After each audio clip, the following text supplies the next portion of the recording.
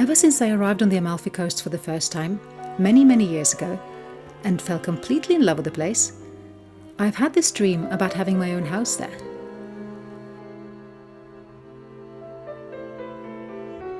At the time I was 18, and it was, like dreams often are, completely unrealistic. But now, 37 years later, it is actually happening.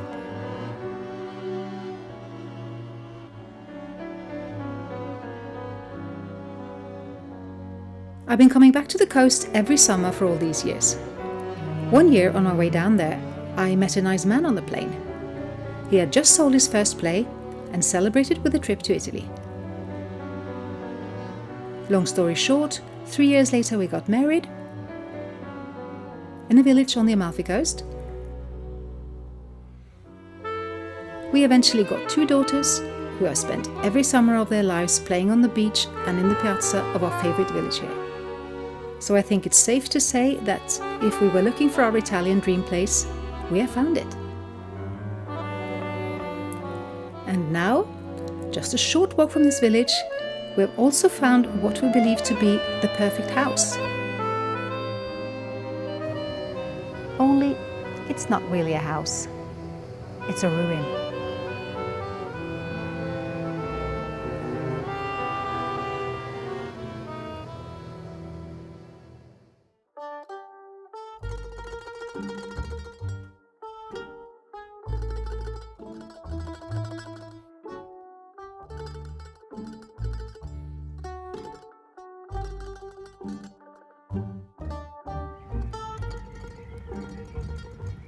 Finding it took quite an effort. Our budget was limited and our wish list ambitious. So, given the real estate prices on the Amalfi Coast, it was fairly obvious that what we were looking for would be a house in need of a whole lot of work. We narrowed down our search area, went through a lot of real estate web listings, zoomed in on Google Earth, and wandered around the hills, peeping through gates and over walls. This led us to several viewings of abandoned houses in various stages of decay, and eventually to this one.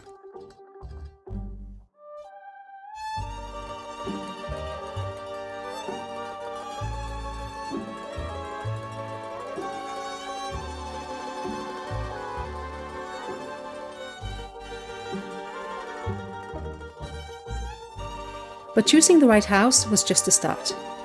Actually getting it also took quite some time. Buying property in Italy is not for the impatient.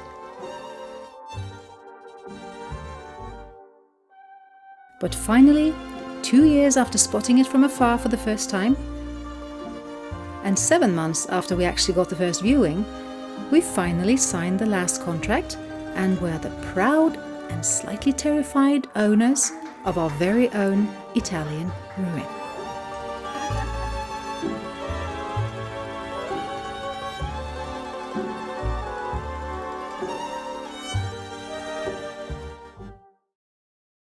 We haven't been able to find any record of its origins, but the oldest part is believed to date back to medieval times. The building is shown as a ruin in even the oldest maps and images we've found of the area, which means it has been uninhabited for many hundred years. And it clearly shows.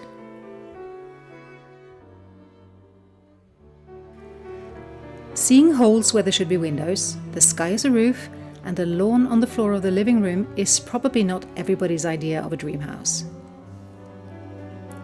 We do see all that, and frankly, at times, it freaks us out a little, knowing how much it will take to make a nice house from this pile of stones.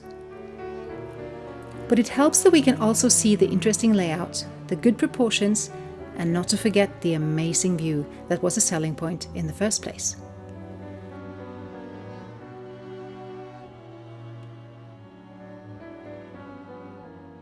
And from that we can easily picture creating the rustic kitchen and bathrooms, laying terracotta floors, building fireplaces, sitting under flowering pergolas by garden dining tables, lounging in chairs on terraces, filling baskets of fruit and vegetables from our own garden.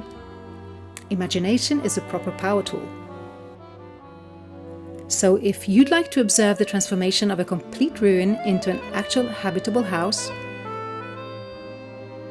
or maybe want to watch someone getting in completely over their heads and potentially nosedive into a nightmare of renovation mistakes, we invite you to follow our journey.